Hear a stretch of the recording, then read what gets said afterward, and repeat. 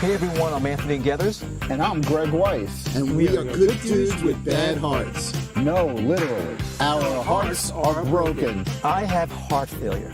And I have a transplant. We never thought we'd have heart problems. But we do. And they're real. And they suck. And that's why we're here. To talk to you about heart failure, heart attacks, and everything that comes with these conditions. Each week we will bring you an episode featuring guests with heart issues. We're talking about doctors and health professionals. And we're talking about everyday people. Like you and I. Together, we'll share useful information. Providing useful lifestyle tips. And how to prepare heart-healthy meals. We'll tell our stories and hopefully make your hearts better. Welcome to Change of Heart. Hello, everyone, and welcome back to yet another episode of Change of Heart. I'm here, Anthony Gethers, with my co-host, Greg Weiss. Say your name, Greg. Hello, everybody. Greg Weiss with you again today. Okay, awesome. We have a very cool guest. This is someone I've known for a long time. Dave Brodman, his name is. Dave, say hello. Good morning. Good morning, Dave. Dave. Dave, like everyone else, I'd say was an unlikely candidate for a heart attack. I think, well, most funny as we're going along, I think we're all candidates for heart attacks these days or heart disease. Dave was an athlete back in high school, was a wrestler. You also did your share of partying as well. So you had a combination of being the wrestler and your athletic abilities and your party abilities kind of at some point meshed. So Dave, give us a little bit of background about your situation. Well, yeah, I guess in high school I wrestled a little bit. I ran a little bit of track. Played some soccer in junior high for, I'm sure you guys remember the Hal Block Soccer League back in the day. Starting out in New York. But yeah, I thought I was pretty healthy. I worked out. Still work out and do some cycling. And thought I was pretty healthy. Yes, I partied. Moved out to California for a little while. I was hanging out in the Sunset Strip with the long hair and the earrings and the motorcycles, hanging out with the rock stars, trying to keep up. And yes, in my past, the 90s, probably did a little bit of drugs and alcohol that, who knows, may or may have not contributed to my situation these days.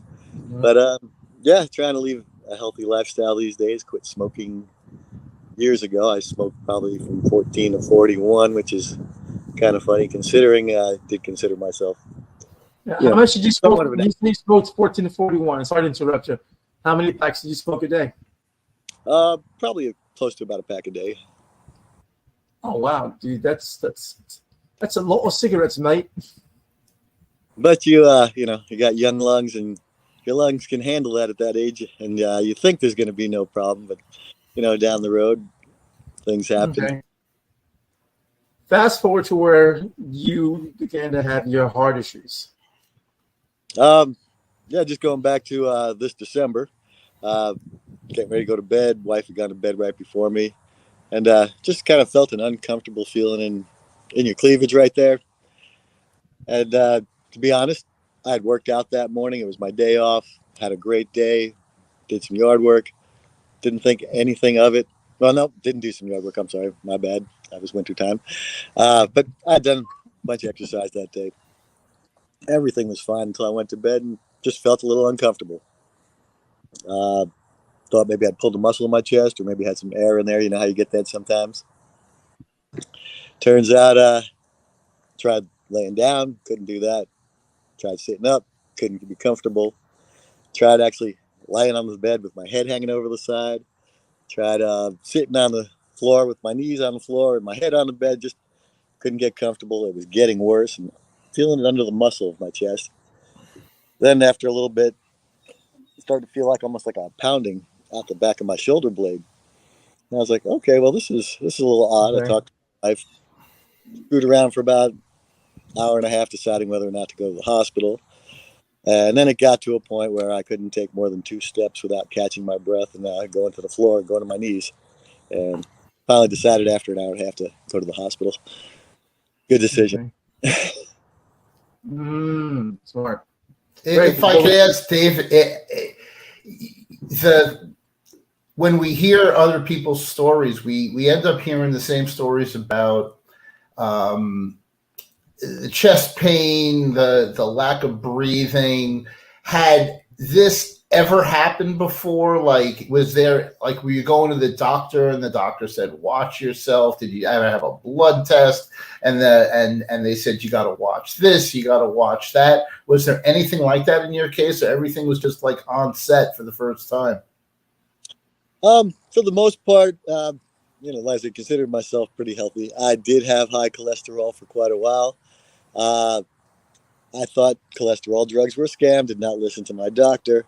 When they first came out, I heard the doctors were getting pushbacks from pharmaceutical companies to kind of.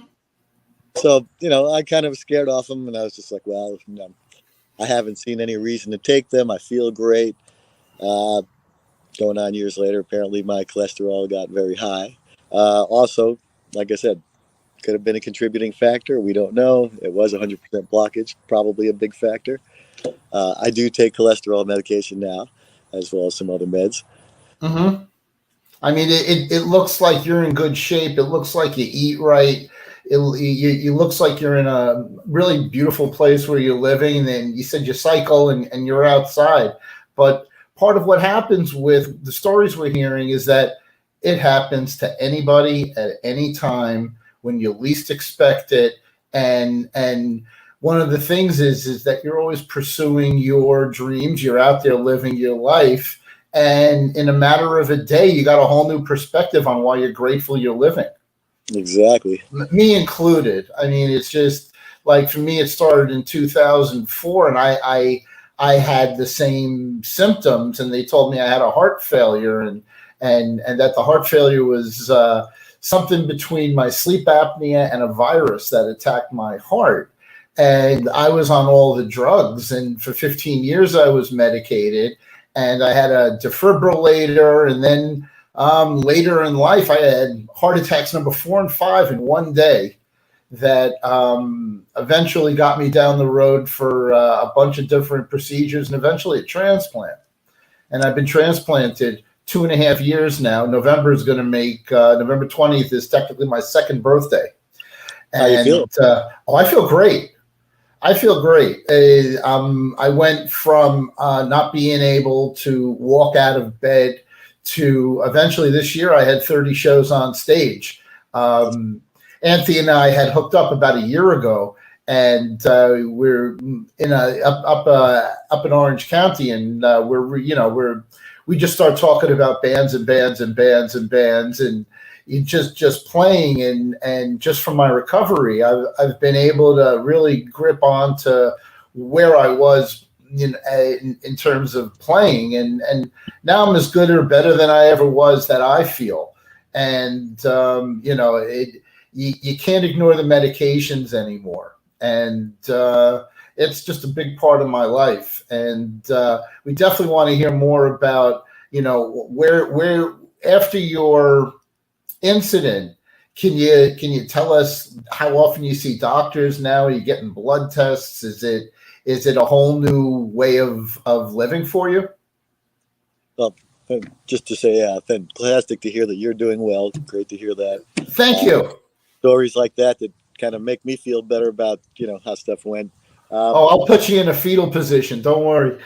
Yeah. I got stories. After having a transplant, I can imagine that could be pretty scary, because boy, alone for that night.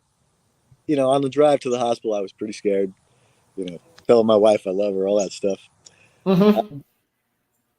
Did you think it was your last rites that you were in the process of? Was there ever a point where you thought you were dying? Well, I was thinking it was a possibility. I did not know. The hospital that gave me the EKG, as me and Anthony discussed yesterday, and it showed absolutely nothing. Like I was normal. Wow. So they threw me back to the waiting room for an hour and a half. That was at 10:35. At 12, they give me a blood test, and I'm sure you guys know about troponin levels now. That's the enzyme, your heart muscle or whatever that shows up when you're having heart damage. And apparently normal levels. Can I go back to one thing about you and your wife when you're on the way to the hospital? Were you saying things like, "I love you. I should have done the dishes 2 weeks ago and not had to yell at me. Honey, they cleaned the bathroom out, told me to, and let the toilet seat down." I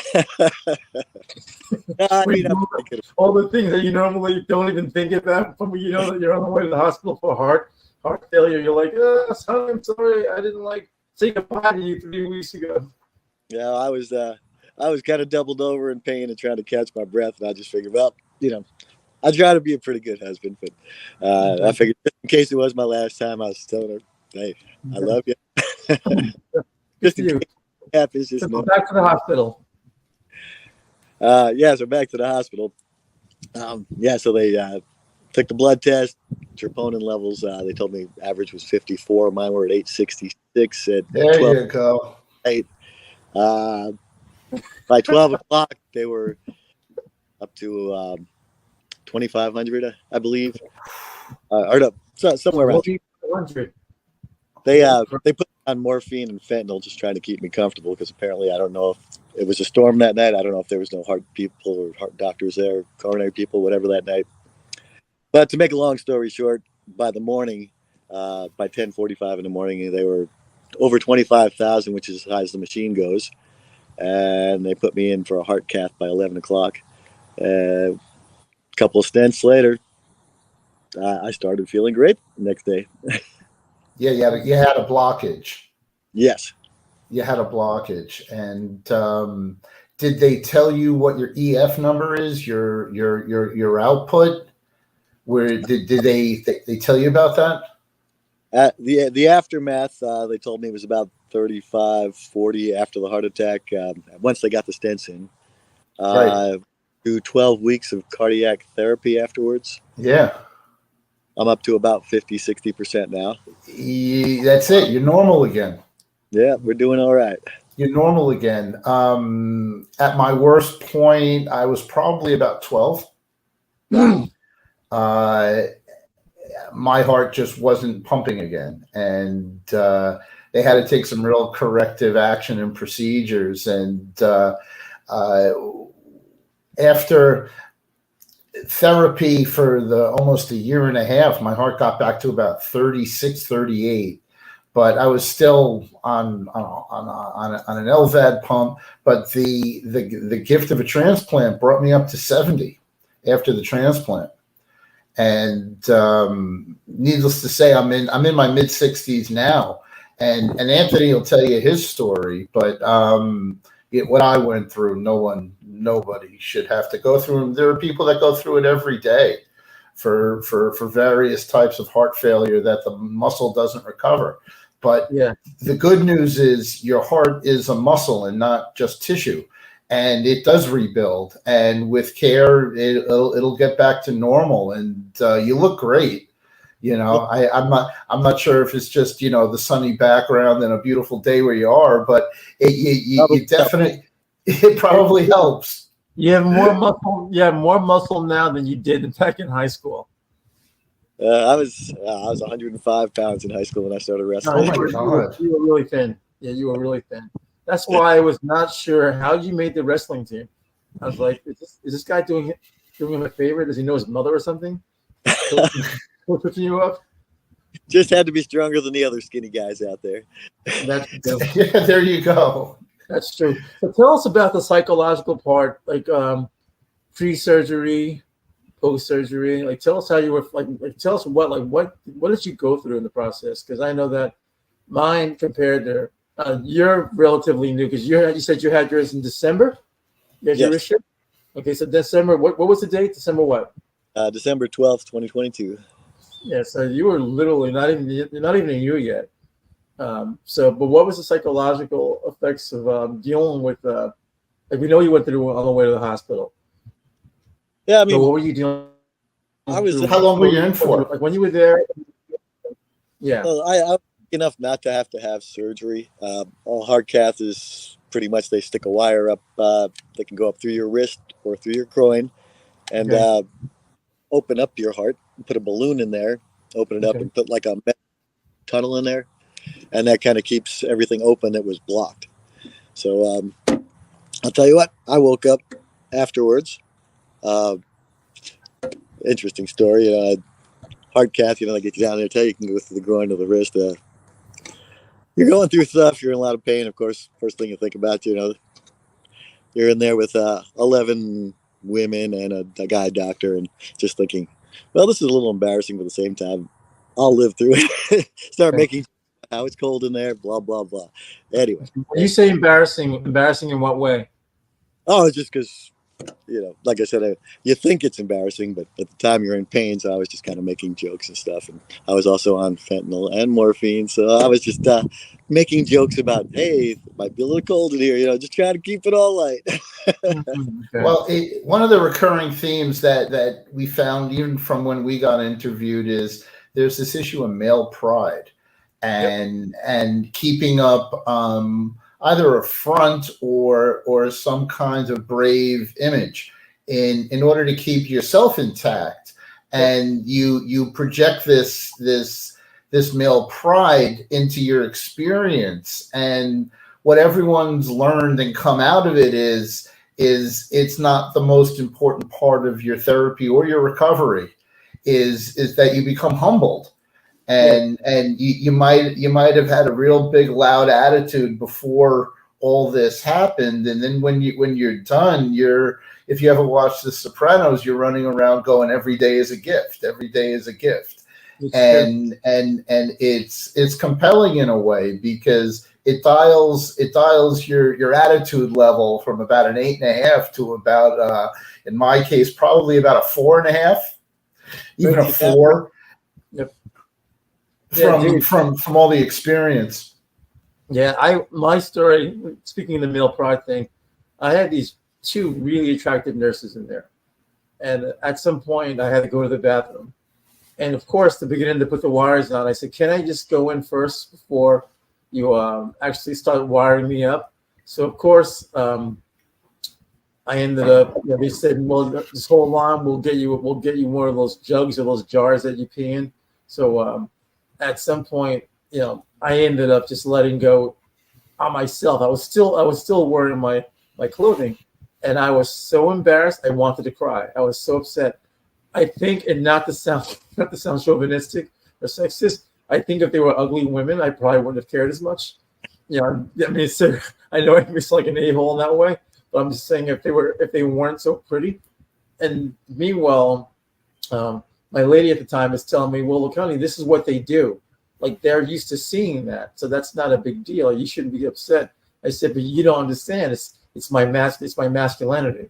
It's my male pride. I'm like thinking to myself, I saw these 2 hot chicks. Forget about them being nurses. It was just that these 2 hot women saw me pee. Like they literally. But even though they probably see that in a long time, that's probably part of their job. Part of their day-to-day and their job. They see that. But for me, that one particular thing really upset me. Not the fact that I'm there having heart failure. I'm thinking in terms of they actually saw me pee. That was my whole thing. Tear.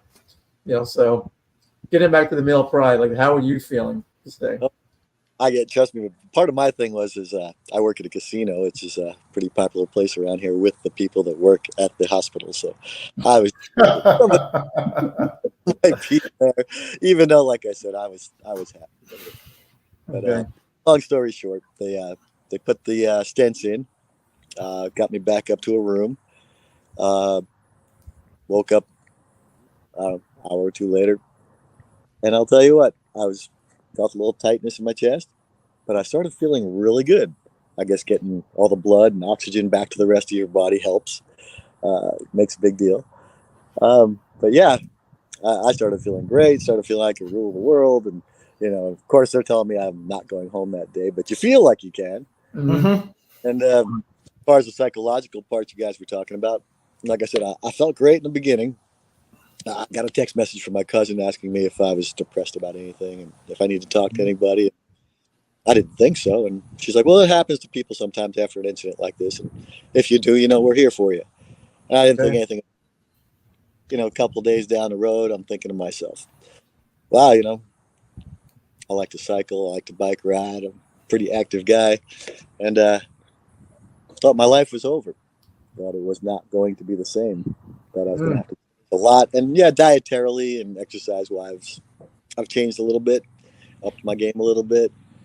But yeah, I mean, I'm pretty much back to most of what I did beforehand, and I feel good. It's not an instant recovery. Yeah, you have to try every day, and it starts with one step at a time. It starts with walking down your driveway and back. It starts with just getting your mail. It starts with just walking up the stairs to, go to bed or the bathroom or whatever it's going to be. And you build on it, and before you realize it, you're getting back to that feeling you had from before all this started. And believe it or not, a lot of it you may even forget. Mm. I'm going to pose this question to Greg. So when you say forget, is that part of getting rid of trauma? When you say I believe it could be. My first heart failure was in 2004.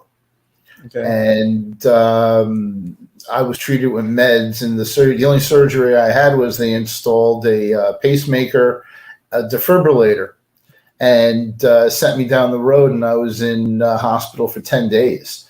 And they had to really figure out what was wrong. And it took, this was in October. And it took, weeks to figure out how to, feel better again. And, they don't really want you exercising. They want you keeping this level-headed, don't fall, don't push yourself kind of lifestyle so that everything can get readjusted to what the trauma you occurred. And all that went really well for about almost 14, 15 years. And the interesting thing about having a defibrillator is it records everything. So you'd always go back and they'd say, you're fine, you're fine, you're fine. And then one day you go back and they said, well, you had a heart attack. And they go, didn't you feel it? And you go, feel what? And this technology keeps you alive. And then it's the point I had was I had 2 heart attacks in one day, and I went down, and the defibrillator wasn't going to work for me anymore. And at that point, they tried the stents, because actually after 15 years, what took me down was that my stent clogged. And a piece of advice that I'll give Dave is always ask if you could get that thing cleaned out. Because if I had my stents cleaned out, I never would have had the inevitability that I was running into, even though I had a weak heart below 40%. Nobody ever told me that I needed my stent cleaned out. Mm-hmm. So you have one. Yep. If someone actually came up with the idea of making a vacuum cleaner for the heart, they think they'd be billionaires. Well, they do. It's a catheterization. No, but I mean where you can do it yourself. No. Yeah, no. And you have to crack you open for that to happen. And just to add on what David said about getting a catheterization, when you become a transplant recipient, you get 18 catheterizations in 1 year, and it's right here in your neck. Ooh. They put a 2-way. They literally cut your jugular. One day I'll put up a fast screenshot of my medical record, and it's page full of catheterization, and that's when they check for rejection, and that's when they check for your capacities, and they do biopsies. They have a test now called an AlloMap that is basically blood related to give you those same kind of numbers, but a lot of times doctors want to go really right in and get the real deal. But yeah, it's and you're awake. Some people choose to be put out, but then you got to spend overnight in the hospital. But catheterizations now for me, it's once every 2 years, and I get a double catheterization. They do a left and a right at the same time. I got that coming up in November to look forward to. And you become numb. And going back to what Anthony said, like after you went through this first procedure and people go, oh my God, I can't believe you went through that. Then the next part is you went through what after that? And then you had that for 11 months where you have a coaxial power cable coming out of your gut. You're staying alive with an electromagnetic pump I sent Anthony the picture of the last X-ray they took before my transplant, and you literally see a car water pump in your chest. Maybe we'll add it to the when we put it all on, but you don't want to remember these things. I mean, why would you? And then you go into the transplant and you're so happy you're alive after the fact. And then you go through all the catheterizations and they reduce all the meds you're on. And you start getting back into what you knew was your life before it all started. And you keep pushing. And there was an old movie in the 70s, The Gumball Rally, and one guy says to the other guy, he says, "Getting ourselves." Yeah, he goes, well, the first rule of Italian race car driving is what's behind you isn't important, and you just keep pushing forward, and you don't really look back at this point because you don't want to see yourself in that hospital bed. You don't want to see yourself going, oh my God, what happened to me? Oh my God, I just survived this. And the medications are lower, the eating changes, the exercise picks up, and you get back into events and things activities you did that you keep you alive and love to be there. And the other part is the support group around you, and the people that you love and care about, who love and care for you back, become the biggest inspirations to want to keep pushing forward. So, Yep, so, I'm sorry. Wait, let me jump in for just a second. Yeah, no, please. I'm definitely talking way too much and way too dark. So, Dave, what kind of support did you get from your family as a whole? I mean, since we're in the psychological part of it, of dealing with heart disease and heart failure, what kind of support did you get? Physical support, psychological, just family in general. Like what made it work for you in that sense? Well, my wife was there every step of the way. Couldn't ask for a better person. Today's her birthday, actually, so happy birthday to my wife. Happy birthday! Happy birthday! Happy birthday to you. What's her name? Patty. Happy birthday, Patty! Happy birthday to Patty. See, if Greg and I knew in advance, we would play it on bass. So yes, we would know that. So happy birthday! All right, so your wife was there every step of the way. Yeah, she was there every step of the way. She was in the hospital pretty much as they would let her be in the hospital. And there wasn't really much she could do except for sit around after everything was done. But yeah, she was there for me emotionally, physically, supportive. Text messages, phone calls, Facebook messages. I was hearing from people I had never heard from in years, which was a delight to me. Some friends I'd maybe fallen out with. Nice to know they still care. So yeah, there was some uplifting stuff. And I'm not going to lie, a lot of people say the hospitals are miserable, and yeah, they are. Nobody wants to be there. When I woke up from my heart catheterization, I had a great view of the Capitol building of Topeka, Kansas, with the sun rising up over it. So I was like, hey, I guess it could be worse. Wow. A positive thing to see, I guess, to see the rise over the Capitol building. Yeah, no, I was in the Bronx. I got to stare at a brick wall. It was 7 stories high in 4 directions. So, it was, I was going to ask you what state you're in. It looks beautiful out there. Well, I am a previous New Yorker. I'm born and bred. That's how I know Anthony from high school. But yeah, I've lived in California for 14 years, and I've been living here in Kansas now for about 6 years. Nice. So let me ask you this. Let's go back into your past, because you mentioned that your father had all kinds of health issues that kind of tied into it. Do you think at some point that might have impacted where you are today as far as heart failure? Well, there was a lot of factors. My dad, yes, he was overweight. He smoked. He drank. He had heart disease. He had diabetes. He had cancer. You name it, he had it on the list. And he didn't really take care of himself. Didn't really care about taking care of himself. He's just like, I'm going to eat what I want. And if it kills me, it kills me. He was on dialysis. I myself, second shoulder surgery, was diagnosed with kidney disease. So that's another factor here. When you take the heart cath, the dye they give you to see everything, very hard on your kidneys. So, that's another thing. One issue leads to another issue, and just trying to keep everything moving and keep everything positive. But yeah, I mean, my dad had a lot of factors and health issues, and I wasn't close with my dad, but yeah, like I said, it could have been a million factors. Could have been that. Could have been the fried foods. Could have been the cholesterol. Could have been the partying. Some people say it could have been COVID vaccines. I don't judge. There was that TV show, Biggest Loser. Biggest Loser.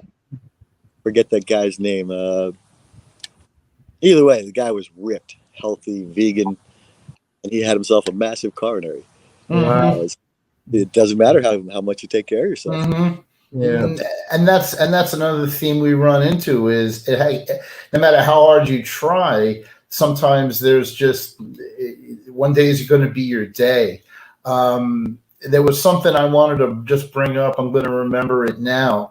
Another recurring theme that we always run into is if you end up in the hospital, they always ask you about what they call your family history. And for the most part, what you had talked about basically is all anybody really knows is that no one has records, no one has numbers, no one has any facts. Nobody knows if their kidney is bad, their liver is bad, their lungs are deflated. Nobody knows if their heart is good. All you hear about is Uncle so-and-so had heart disease, so-and-so was a diabetic, this one had cancer. Like you said, my dad had all three. My father had heart disease and diabetes. And when you start using these terms in front of medical professionals, sometimes they don't use it in your favor, but against you. And it's just one of these things that we don't know how to change it. But at some point, somebody has to start remembering records, and they have to start being able to share and access things. And when they asked you those questions, how did you react? I'm sorry, as far as which questions? Oh, family records, family history. Oh yeah, I mean, I told them I wasn't close to my father, but I knew what I knew through my mom and through her taking care of him, and yeah, basically I told them what I knew is he had the cancer, he had diabetes, he had heart disease, he was on dialysis, and when he passed away, they basically just listed the whole list of all he had. So wow, so you actually saw that after the fact? I didn't see that after the fact. I was just from what I was told. Gotcha. Yeah, because a lot of these issues do become hereditary. Yeah, actually, let me jump in on that. I heard from a doctor, actually from Canada, cardiologist as well. He said he is convinced that, I can't say his name obviously, he is convinced that it's not necessarily hereditary, is that you literally adopt your parents' shitty habits. And they adopted their parents' shitty habits, and their parents have adopted their parents' shitty habits. And he just said that, if you grew up in a household that had a lot of vegetables, or you ate a lot of fruit and veggies, you normally reduce the chances of you having a heart attack. Now, obviously, you mentioned Dave. You mentioned the guy in The Biggest Loser who was ripped and had a vegan diet. He had a heart attack. I lived a pretty good lifestyle. I had heart failure. I had my cheat days, but for the most part, it was pretty much, I called it an 80-20 diet, where I would do Monday through Friday, pretty much fruit and veggies, very little meat, mostly chicken, turkey, and a lot of fish. And then come Saturday night or Friday night, usually Friday or Saturday night, I would snack on a burger. And usually if I got that burger, it was with everything on it. It was with the bacon. It was with, it was a Swiss cheese, usually two layers of it. I would have bacon, egg, and everything on it. And at that point, lettuce and tomato were just an after. It was like an after. It was just like something like, it's an after. Just throw it on, because I get that. I used to eat that a week. So so for me, having that cheat, psychologically, I felt I wasn't doing anything. Now, when I had my cardiac catheterization, my arteries were clear. So I think the 80-20 actually was correct, but it didn't stop me from having heart failure. Like, it wasn't like, oh wow, we don't know why you had it, but you still had it. It doesn't matter at that point. The only after the fact thing I'm going to add to that is you're looking me at somebody who gets blood draws sometimes 4 times a month, sometimes I'm going to say 30 to 50 times a year at this point because of my condition. And I'm a hawk. I'm a hawk on all these numbers because you get a team, and the team's always looking out for your best interests. And the numbers that you don't think mean anything, or you don't know what they mean, you got to start looking these things up, and it's like, really, what's that? Really, what's that? What does this mean? And when Anthony and I started talking again, Anthony's mom was in the hospital, and we started talking about what are her blood numbers, and Anthony knew what her numbers were, and a lot of that is reflective upon your diet and your lifestyle, and if you don't see where those numbers are, because I just know in my case, my records are a mile long. They are a mile long. And I can tell you my white blood cell count, my red blood cell count. I can tell you my cholesterol numbers. I can tell you what my kidney is operating at. And as these things, because they change your dosages based upon your the results. And it's one of those things that I can tell you that I'm not telling you I eat the greatest, and I'm not telling you I got an 80-20. I don't even want to suggest what my numbers are, but before all this happened, it might have been a 20-80 in my case. When you say 20, you're saying 20% veggies and fruits, and then everything else is crap. Yeah. Yeah. At least you're honest about it. Well, no, but that's how I got here. I mean, it's I can come on this show and go, hey, I'm a vegan, I'm a this, I'm a that, but I wasn't. You know what I'm saying? I was leading a highly sugar, highly caffeinated, highly fast food lifestyle because that's the only food that was available. And when I got really ill and I had all my procedures, I was in the hospital, and people were getting this illness, and they didn't have a name for COVID yet. So when COVID started, I was already sick. I was already beyond sick. I was already, like they would say, looking at you like you're dead. And it all that went away because it was all the options for food changed when all these restaurants weren't open at night anymore. And I was in my home, and I had to eat right, and I had to get checked, and I had a heart pump that you weren't allowed to eat green vegetables because that would clog, it would put too much iron in your blood. And what the force of habit made me change to, I'm not going to say an 80-20, but I hope I'm close. But there's meatless 2 days a week, and yeah, sure, there's the occasional cheat, but a lot of the processed foods went away, and it's part of that change that is, well, we'll call it the change of heart, because you have to, and not only that, I got someone else's heart to even add on top of that. And so it's really just a question of feeling blessed, feeling lucky, and pushing forward with what you got. And these medications, they always have to adjust them, and that's why I don't know how often you get your blood checked, but if you can, I'm sure since you're a hospital patient, I'm going to recommend that you dial in to the online account you have, because all your tests are there. And the other thing is all your doctor's notes are there, and you can see the results of your appointments, even though you went there and you said, oh, it was 10 minutes. And the guy didn't really talk about much. And it seemed pretty quick. If you go back into the notes, you're going to see 5 pages of, oh my God, I didn't even know we went over that.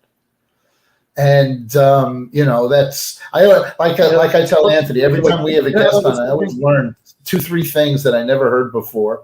And I always remember 2 or 3 things that I should keep remembering. Yep. So getting back to the diet, let's all agree, shitty food tastes so good. Really, wait. It really, really does. It's a serious addiction. I'm sorry. Like when, like I like the results of eating healthy. I was so mad when I was diagnosed. I was like, man, I thought I did everything right. And then it's like, why am I doing this? If that's the case, I should go back. I should go back to eating shitty crap again and then deal with it. But then I'm glad I didn't. But let's face it, look, we all know that fast food, it may be bad for you, but it's such a serious addiction. It's so fucking good. It really is. They call I mean, it's not good for you. We all know that already. What were you going to say, Dave? I was gonna say there's a reason they call it comfort food. Yeah, Because it does so good, makes you feel.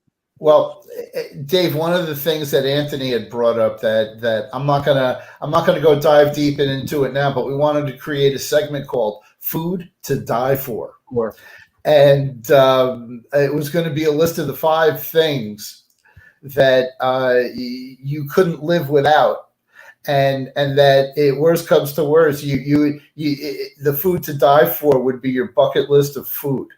So you want to give it a shot? Well, I know, and everybody that's known me for a long time knows one of my favorite things, especially growing up in New York, a really good Italian combination hero sandwich.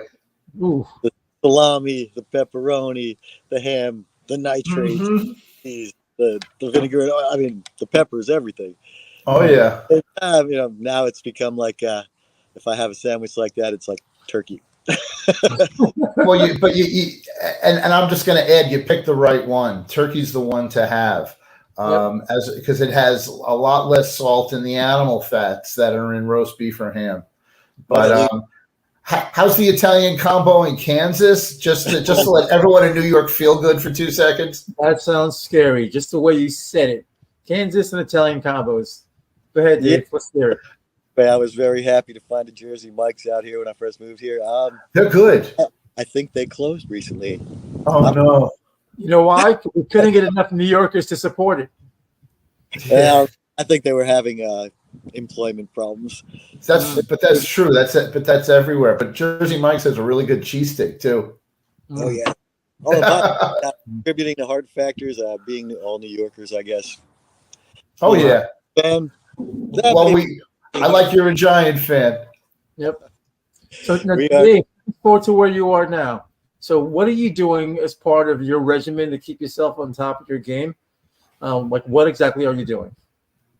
Well, as of this morning, I woke up, had my banana so I could have all my pills, take the baby aspirin, the blood thinners, got this cholesterol medicine, blood pressure medication. There's a whole list of things I take, and I take a probiotic just to make sure everything keeps moving after all those drugs. Went downstairs, worked out, do some weights. I'll tell you what, after my shoulder surgeries and my heart attack, all the doctors tell me I'd never do pull-ups again, and I almost take that as a milestone when I could do pull-ups again. Exactly. Back to my old life, Exactly. I don't want to tell you 23 different meds after a transplant twice a day. So I'm feeling your pain. I've traveled your road, and there's always somebody else taking more pills. Don't worry. Oh, I know. My father-in-law had a kidney transplant. Oh, okay. I hear it. I've seen it. So. Wow, bless him. Yeah, no, and we always suggest people do become organ donors because you can save up to 7 lives with your own. I know my donor did. So Dave, you don't hear about that. So talk about your workout routine daily. At one point you were a cyclist. You were riding bikes. I wouldn't call myself like a professional cyclist or anything, but I ride for fun. I mean, I used to do charity rides my younger days, 100-mile bike ride, Homeless Society and stuff like that. These days, it was basically between 10 and 20 miles. Okay. I haven't done a lot of that this year. I've had some yard projects and some lighting projects, and I blew my tire on my 3rd ride this year, and I haven't replaced it. So that's on me. This is the year I probably need to be doing more cardio and Yeah, I was a little lacking on that, but I'm still hitting the weights and still hitting the cardio. Okay. Trying Did to you get find better. your recovery quickly? Was your recovery a good recovery, or did it take some time? And what are your limitations, by the way? I was scared to do stuff in the beginning. Oh, yeah. I was scared to get my heart racing. Like I said, this happened to me in December 12th. I'm a big football fan, and I was thinking, boy, if I get screaming at the TV, man, that's it for me. Okay. But my limitations now, except for dietary, are pretty much none. That's great news. Birthday, if I could go outside, my doctor said, if you're feeling good enough for it, go for it. And Wow. doing it because the day that I was supposed to do it, the winds were too high, and they told me that they wanted a note from my doctor, and I was like, well, maybe all the signs are leading me to keep my feet on the ground. Wow. Well, caution's good, at least for the first year. But yeah, you feel better after something like that, and sometimes you think you don't have much time left, and you start stuff to your bucket list. I just went up to Pikes Peak for our anniversary, or we tried. We got about 2 miles from or 2,000 feet from the top because they had a blizzard up there. But yeah, just trying to mark things off the bucket list now because even though I feel great, I think my time is maybe shortened a little. I don't know. Maybe well, the only thing I'm gonna suggest is one of the things that the patient mentality in your head is they want you close by. They're looking out for you to such a point that they want you to restrain yourself from who you used to be. And I can tell you that firsthand because no more cigarettes, no more bacon. Well, yeah, that's the obvious stuff. But the unobvious stuff is I got to fix something in my house. I want to go for that walk. I want to go for that bike ride. And you do got to push yourself at some point. And there's that little voice in your head telling you, you know what? I don't want to end up back in this hospital bed. I don't want to be restrained with an IV, getting IV drugs because I pushed the limit on something. But you're going to have to at some point, or else the stagnation is going to hurt you. And you have to keep that will to live going. And it's a hard one. And even now, the transplant people are like, you have to push yourself when you walk. You've got to get that heart pumping. I told Anthony, and Anthony agreed. One day we're going to go into the details of what happened to me. But the long story short, Dave, is you wake up from 13 hours of surgery, and you're in this bed, and your chest is broken apart, in my case, for the second time. And the guy wakes you up, and he says, Mr. Weiss, we need you to get out of bed and walk. And I look at the guy and I say, well, I'm taking today off. You get it. I said, I my chest is cracked. I'm doing this. They go, look, it is really important that you get out of this bed and get into this chair. And I'm like, but they go, there's no buts. You're getting out of this bed and you've got tubes and wires and IVs, and you're a mess. You literally got hit by a truck. Literally had someone else's heart put in you. Been sedated for 13 hours, and they're going, you got to get out of this bed into this chair. All right, and then you do that, and then 3 hours later they go, okay, Mr. Weiss, you got to get out of this chair and get back into this bed, and they pull you up and they go, you feel like walking around? Excuse me? No. I'm taking today off. And they put you back in bed. And this goes on for, in my case, almost 10 days. But after day 3, you're like, all right, I'll take a step. And then they go, could you take another one? Excuse me? Could you take another one? All right, I'll take another one. Could you take another one after that? No, I'm done. And eventually they get you back and they want to get you functional fast. And you got functional fast. You're what? You're what, 8 months out now? And you don't feel like it happened. You don't want to look back and go, oh my God, it was this. Look, you had an episode, you had a tragic episode, you got catheterized, you saw the numbers. They put the numbers in your face and you go, well, if 50 to 200 is normal and I'm at 50,000, well, maybe there isn't a tomorrow. Yeah, You Dave, know. let me ask you this. I'm sorry to interrupt you, Greg. No. I'll go on all day, please. So, do you feel that being athletic aided in your recovery? That it made the process a little faster? I'll speak for myself and say that it did. I mean, even though I cried about it at the very beginning, saying that I wish I done cocaine and whores and ate a lot more fried food and smoked cigarettes, even though I felt that way when I first was diagnosed. But then I realized later, I said if it wasn't for the fact that I was in athletically good shape, that it would have probably made my process even worse. Yeah, I would say the doctors definitely said that me being in decent shape helped my recovery.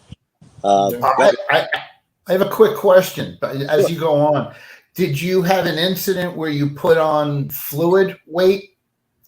I did not. I know Anthony would talk to me about something like that with an incident with him. Yeah, me too. I had that. How much did you put on, Greg? How much did you put on? As far as for me, it weight was goes? I think, cycling around the lake one day, and I basically laid on the floor and I couldn't catch my breath, and that was probably the only precursor to this whole thing. Really? In my case, my weight was sustained as overweight, and I had constantly been overweight, and probably because I had no heart power pushing the fluids out. And the opposite happened to me was that after I was hospitalized, in order to proceed, they literally took 45 pounds of fluid out of my body. 45. Wow. Yeah. And when we have another guest on, he's going to talk about that too. You had a small child removed from you. Well, yes, absolutely. Out of you. Yeah, that's tough. And the fluid, 33 pounds. Yeah. And the fluid restriction for me was 800 milliliters a day for about 2 weeks. And that's literally one little bottle of Poland spring water. You know, it's a 16-ounce bottle, and that's all you're allowed, including medication, for a day. And that was the only way they could operate on my heart to eventually remove it. But the water restriction was incredible, and they're hitting you with these medications, and you're cramped up, and it was one of the things I'm looking at in you, Dave, is that it doesn't look like you had a fluid issue, and that's one of the most blessed things about being in shape, was that you didn't put on the excess fluid, because you would have internally drowned your own heart in your body. Yep. And that's one of the saving graces of your story, is keep cycling and work out, even if it kills you. Yep. All right, so Dave, our final question. What would you tell, look, and obviously I would always focus on people our age, like over 40. But now it seems like you have people who are younger who are getting heart issues. So what would you say to someone or anyone out there who thinks that they might have an issue? Like, what would you tell them? Just make sure you see your doctor, get your physicals, follow up. Before this happened, I'm not gonna lie, I'd probably not had a serious physical in about 3 years, because I figured they were just gonna tell me my cholesterol was high again, like they always did. But yeah, listen to your doctor. Don't fight them on cholesterol meds like I did. Take advice. I was ignorant of advice. I was fighting it. I thought I knew better. I didn't. I paid the price for it. Listen to your doctors. They know a little bit. Follow your numbers, like Greg. Just a little bit more than what we know. Definitely follow like Greg says. That's a big thing. Okay. Well, I'm just saying, you learn so much after the fact that one of the original driving forces of this show was to get ahead of that and make the effort to get a standard set of numbers that if you know you get a test and something's out, you're the first person to know. instead of being the last person to know, and you're clutching your own heart for your own life. And I'm just saying that because I've been there more than once.